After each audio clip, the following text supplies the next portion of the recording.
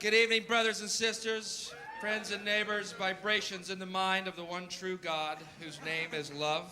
Yeah, it's called dimethyltryptamine. It's produced by your pineal gland. It's actually a gland that's in the center of your brain. It's the craziest drug ever. It's the most potent psychedelic known to man. Literally, but the craziest thing is about it, it's natural.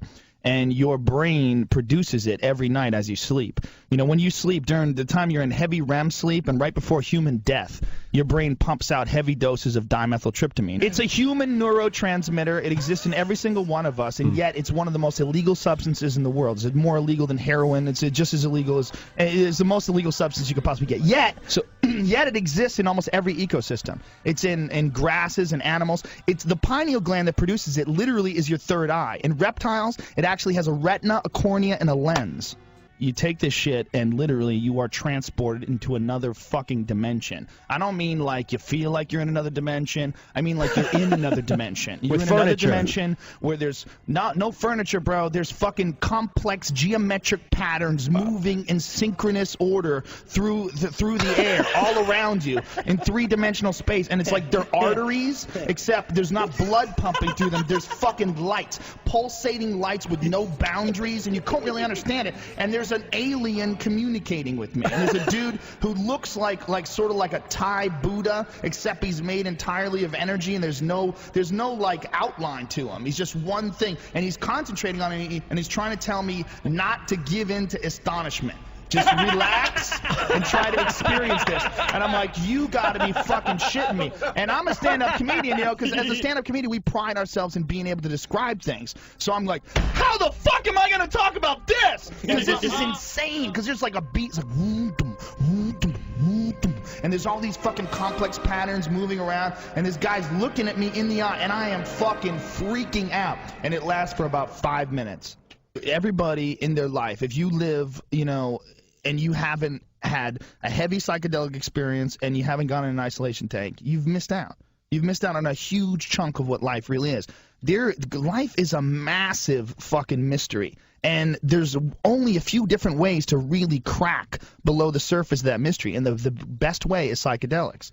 And the heavier the psychedelic, the better. And guess what? No one's dying from psychedelics. All our thoughts on psychedelics are all based on bullshit propaganda that we heard about people, you know, going crazy or losing their minds on. You're not going to go crazy. You're going to go fucking sane. All right? All that stuff is going to remove your ego, and it's going to explain to you what the world is really all about. I think there's two consciousness. There's a dream consciousness, and there's a waking consciousness. And this dream consciousness might be more real than the waking consciousness. I have seen UFOs split the sky like a sheet, but I have never looked at an egg and thought it was a fucking brain, not once. I have had 7 balls of light come off of a UFO, lead me onto their ship, explain to me telepathically that we are all one and there's no such thing as death. But I've never looked at an egg and thought it was a fucking brain. Now, maybe I wasn't getting good shit, but I smoked DMT, and that was something that you said up front, Alex, that made me think of it. I wouldn't recommend it to anyone but the most hardcore trippers, because it's really fucked up, and you really do. Oh, that's what it was, the atheist remark. I'm an atheist. No, I don't know yet. And that's when I smoked DMT with Rogan. It's the most, DMT, dimethyltryptamine, is the most powerful hallucinogen known to man, and it's about a 10-minute trip where I understood the meaning of life as though it was as cliched as a fucking baby on board bumper sticker, and I'm just, oh, okay. And as this is a true story. I'm at Rogan's and we're doing that stupid fucking thing I did. There's tribes in the third world, fourth world, Amazon tribes that still believe that a camera can steal your soul. And I always thought that was ridiculous until I did the Man Show. And I go, oh, now I see what you mean. So me and Rogan we having to write monologues for the Man Show up at his fucking palatial Scarface estate before I head back to my one bedroom. And we're trying to write these fucking monologues and trying to write them funny enough that they're us, but dumb enough that they'll get on TV, and dumb's always winning. And he's going, I got the DMT, you want to try it? And I go, fuck it, let's do it. And so I smoke this shit, and I'm literally immediately blown into the center of the universe, and I'm there, and I'm honestly watching all information being sucked through a black hole as data. It's all being sucked as data in several lines being sucked, and I understand the meaning of life, and I understand what it's all everything. I know everything, and it's true. DMT, even though it's the most powerful psychedelic drug known to man, it's in every single ecosystem all over the world. It exists in plants and grasses, and it's everywhere. I mean, it's really the craziest drug to be illegal everywhere because everyone's got it in their system. It's like everyone's holding. That was like Terrance McKenna's line. Yeah, and it's pretty intense stuff, man. If you do it, you will talk to intelligent beings from other dimensions, for real. I mean, it sounds crazy. You would think that if there's something like that, it would be on the front page. It's amazing that people don't know about it. I mean, it's the most incredible experience. I mean, we are such an experience-obsessed society. I mean, everybody wants to go whitewater rafting, and people want to talk about, you know, my uncle climbed Mount Everest. It's all about experiences. We all want to ride roller coasters and see the craziest movies. There is a little powder, and you smoke this little powder, and it will change the way you look at everything. You won't care about UFOs. If a UFO landed right out there, I'd be like, wow, yeah, they're probably from another planet. Whatever. It's not DMT. DMT is 100,000 times crazier than that. It's like mushrooms times 1,000,000 plus aliens. That's what it's like. And literally, I mean, it sounds, it's crazier than you could possibly imagine or describe. If you take DMT, you will communicate with something. And it's so beyond description that me talking about it is like trying to explain a kaleidoscope to a blind man.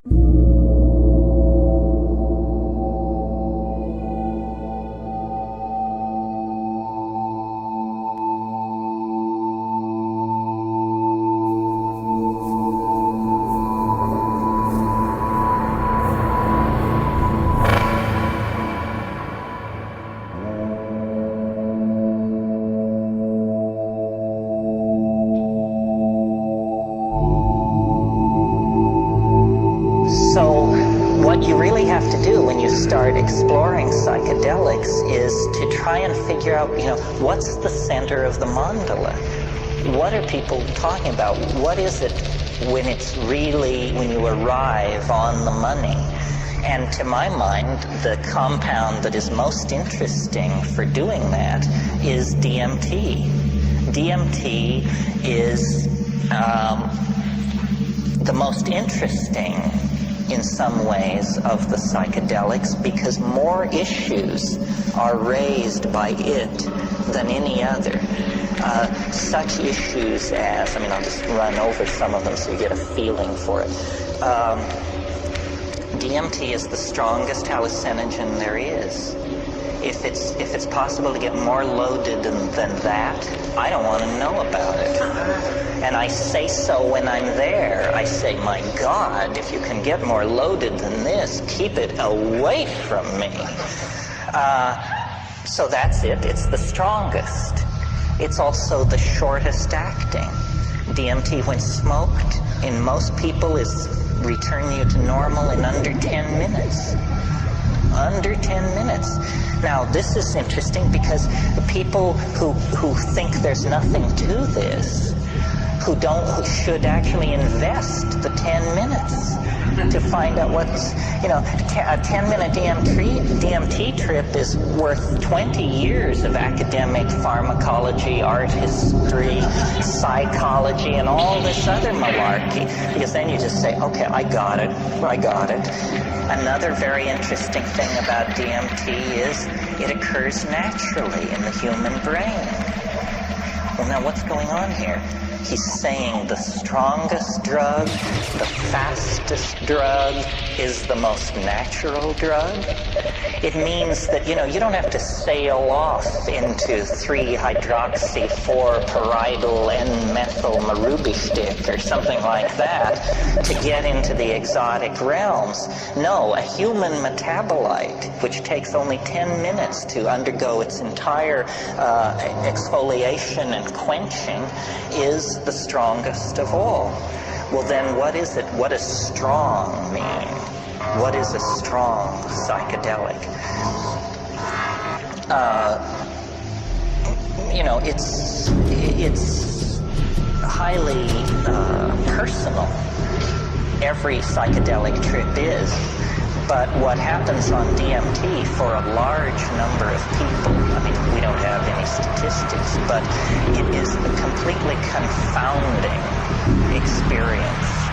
I mean, you may have had the expectation, you might think if you had never had a psychedelic experience, that it sort of begins like the Bach B minor fugue and goes from there as you rise into the realms of light and union with the deity or something like that. That's not what happens on DMT. What happens on DMT I referred to this morning. A troop of elves smashes down your front door and rotates and balances the wheels on the after-death vehicle, present you with the bill, and then depart. And it's completely paradigm shattering. I mean, you know, union with the white light you could handle. An invasion of your apartment by jeweled self-dribbling basketballs from hyperspace that are speaking in demotic Greek is not something that you anticipated and could handle.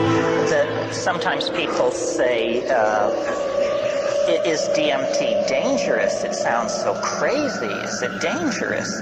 The answer is only if you fear death by astonishment.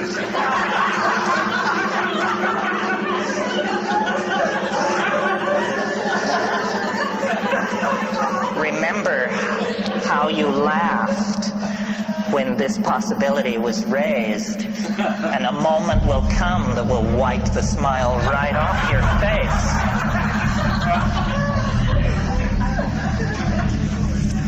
And this death by astonishment thing,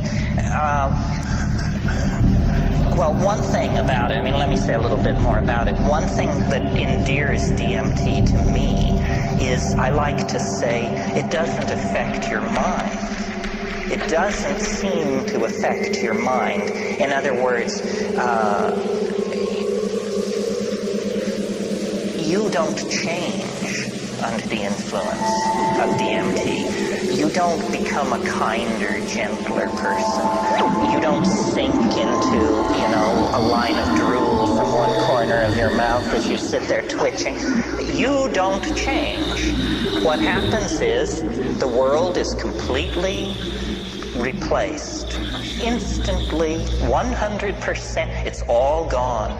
And what is put in its place, not one iota of what is put in its place was taken from this world. So it's a 100% reality channel switch. They don't even retain three-dimensional space and linear time. It's not like you go to an exotic place, Morocco or New Guinea. It's like reality is swapped out for something else. And when you try to say what it is, you realize that language has evolved in this world, and it can serve no other. It takes years of practice. So what you're looking at is literally the unspeakable. The indescribable falls into your lap. And when you try, you're loaded, right? You're there, and you're trying to explain to yourself what's happening. And so this is like you try to pour water over trans-dimensional objects in front of you, the water of language, and it just beads up and flows off like water off a duck's back. You cannot say what's there. And I've spent, 25 years fiddling with this. It's become the compass of my inspiration, trying to say what is on the other side of that boundary.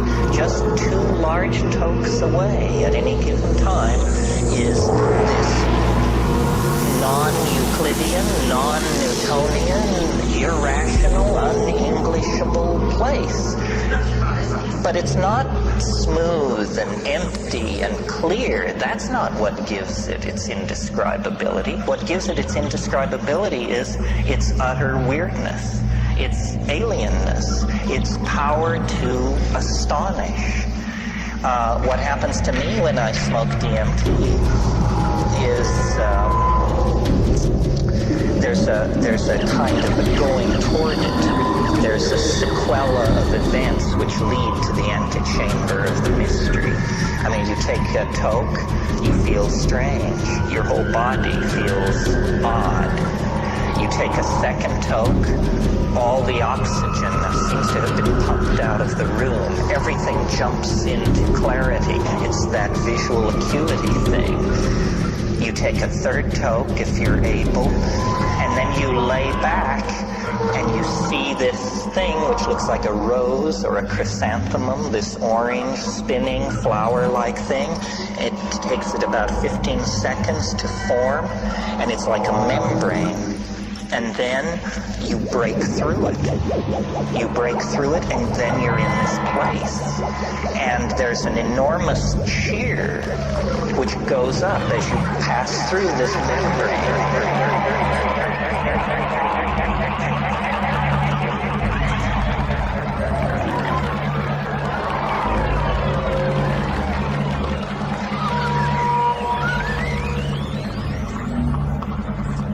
When I first did DMT, I couldn't bring anything out of it. I mean, I just said, no, it's the damnedest thing I've ever encountered, and I can't say anything about it, and I don't think I ever will be able to say anything about it. But by going back repeatedly and working at it, I think I've gotten a pretty coherent, well, let's not go that far.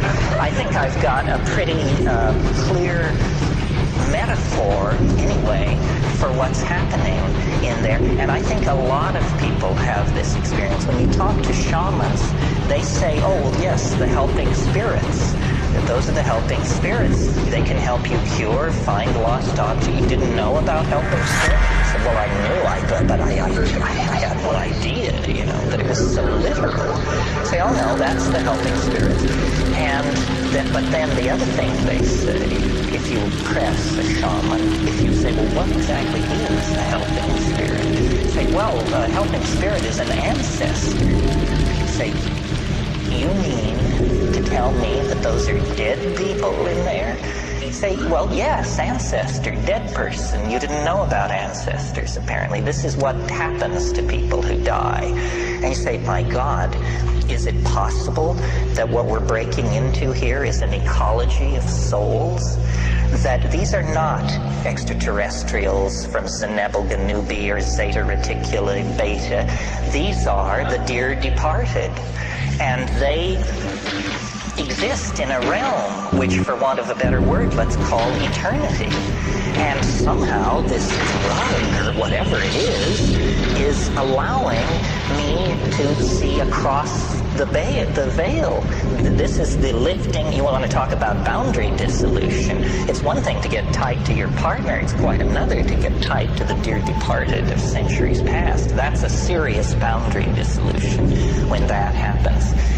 What these creatures want, according to them, is they want us to transform our language somehow. And I don't know what this means. I mean, at this point in the weekend and in my life, we all are on the cutting edge. And nobody is ahead of anybody else.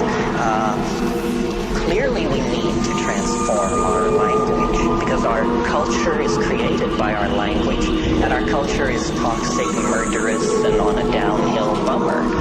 Somehow we need to transform our language, but is this what they mean? That we're supposed to condense machines out of the air in front of us?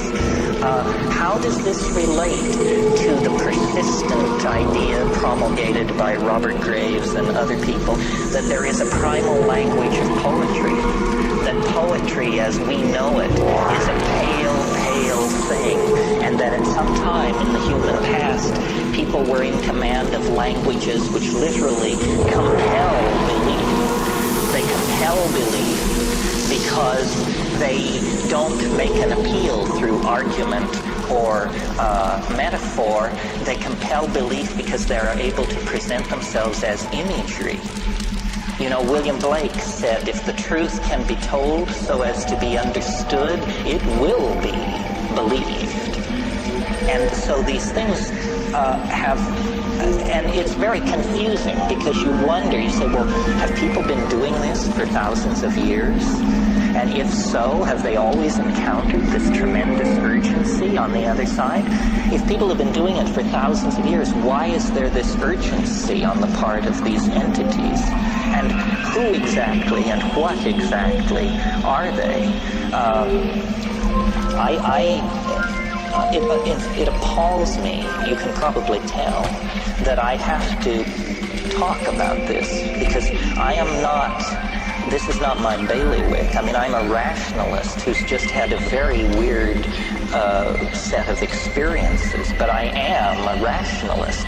I mean, I have no patience with channeling, the lords of the many rays, the divas, and, there's this whole thing going around about disincarnate intelligence, and it's mostly under the control of fairly, shall we say, non-rigorous thinkers.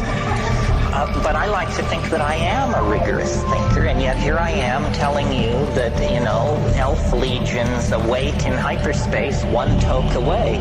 The difference between my rap and, the Findhorn folks or somebody like that is that we have an operational method for testing my assertion. We can all smoke DMT, or you can make it your business to now find out about this and see for yourself. And not everybody agrees with me. I mean, some people say there wasn't anything like that. But some people agree, and I think if you get 2 out of 10 agreeing with a rap like this, then you better pay attention. The crystallized 5-MeO DMT was placed at the bottom of the chamber and then heated from beneath, filling the entire chamber with a white cloud of psychedelic vapor. I stated my intentions and what I hoped to gain from this experience. I said something to the effect that I believed that everything happened for a reason. I found it very meaningful and significant that my host had been inspired to contact me after seeing the God Box Mystic Toad on my website. I related how I had received the challenge to accept my own divinity through the God Box, when a supplicant who had opened the God Box presented me with the opportunity to choose a card as a gift, and the one I had selected had that imperative written on it, something I felt I had never achieved. God was still something foreign to me, as was my own ultimately divine nature as an incarnation of the Absolute. So here I was, willing to try this sacrament once again in the hopes that I might experience my own divinity, whatever that may be, and that I might know and experience something of the divine source of all of existence. I didn't finish the entire chamber of vaporized 5-MeO DMT. There was perhaps still a third or fourth of the hit left. I could tell, however, that whatever I had was enough. Whatever was about to unfold was clearly unstoppable. As Hal would put it, I had definitely taken a full release dose. With the hit still in my lungs, I lay back on the bed inside the consecrated temple of our ceremonial space. Initially, upon taking the hit, I had closed my eyes. But as I was falling back, the hit slowly escaping from my lungs with the sweet smell of 5-MeO DMT filling the room, my eyes popped open, unable to stay closed. Within the space of a few heartbeats, I had completely expanded into God. Eyes open in absolute awe and wonder, the room dissolved, my ego dissolved, my entire world dissolved. Everything I had ever known or thought or felt dissolved away into absolute pure nothingness. There was nothing to see, nothing to experience, nothing to perceive. Absolutely pure nothingness. And this nothingness was pure consciousness. And it was love. Infinite love and infinite perfection. Everything was in a state of divine perfection. Nothing was out of place.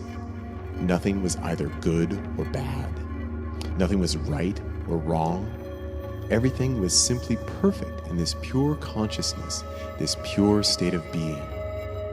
And this state was not a thing. It was not an object of perception. It was not a concept.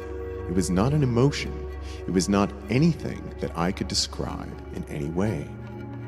In fact, when asked later, I vaguely described it as living starlight, but even that was not accurate, for in truth, it was nothing. But that no thing was everything. It was God. And it was my deepest nature. I was one with God. Not my ego self, that was pretty thoroughly obliterated through the impossibly fast 5-MeO DMT expansion. It was not as though I identified my personal sense of self with God. Rather, it was the deepest core of my being, not my ego identity, that was identical with God. As a finite being in a body with a sense of self and identity, I was an expression of God. At my core, at the very deepest level, my nature as an incarnated being was one with that pure consciousness, that infinite love, that infinite source of creative energy in which all things exist in absolute and unquestionable perfection. In those few heartbeats, this beautiful and sacred medicine had opened me up to the all. I had accepted my own divinity.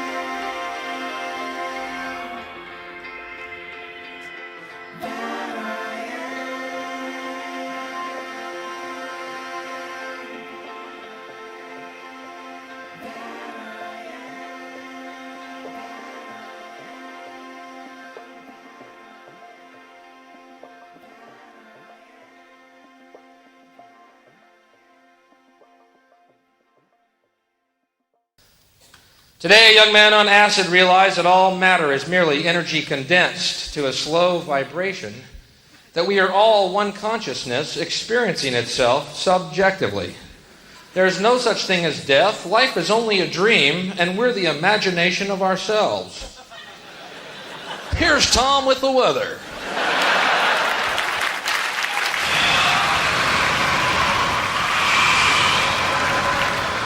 You've been fantastic, and I hope you enjoyed it. There is a point. Is there a point to all this? Let's find a point. Is there a point to my act? I would say there is. I have to. The world is like a ride at an amusement park, and when you choose to go on it, you think it's real, because that's how powerful our minds are. And the ride goes up and down and round and round. It has thrills and chills, and it's very brightly colored, and it's very loud, and it's fun for a while. Some people have been on the ride for a long time, and they begin to question, is this real, or is this just a ride? And other people have remembered, and they come back to us, and they say, hey, don't worry, don't be afraid, ever, because this is just a ride, and we kill those people.